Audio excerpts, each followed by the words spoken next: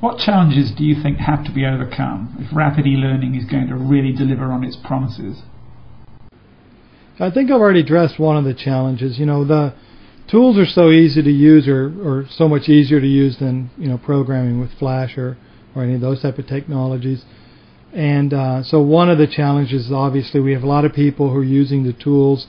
They really need to become more proficient or better at designing a learning environment using the tools. So I think the instructional design component for rapid authoring tools is critical. And it's one of the reasons we do our blog. It's because we want to address that need in the industry. I think another challenge is that the industry itself kind of takes an elitist position in a few ways. One is, most of the people I know who are in the learning and training industry are there because they were subject matter experts who happened to be good at what they did, and they were good at training people, and somehow they all ended up kind of evolving into these learning training professionals. So those are most of the people I know that are in the industry. They were subject matter experts. Now all of a sudden we have tools that empower subject matter experts to build e-learning courses, and we have this uproar in the industry, not from everybody, but it's there and you hear it, that we shouldn't give these tools to subject matter experts. I'm worried, as if somehow World War III is going to start because the subject matter experts have access to rapid e-learning tools. So I think that elitist position that we take sometimes, I think that needs to change.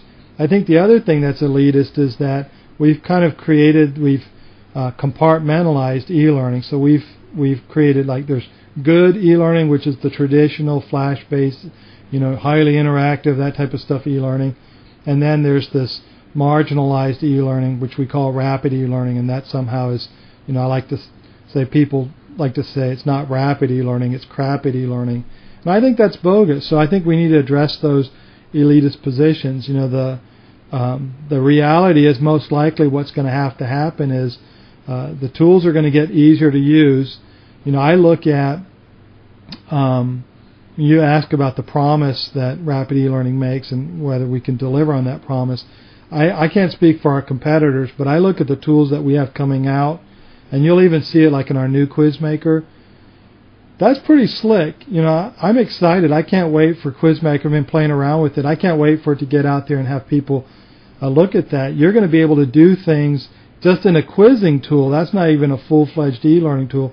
Just in a quizzing survey tool that's going to look like you were publishing that in Flash and having that custom built.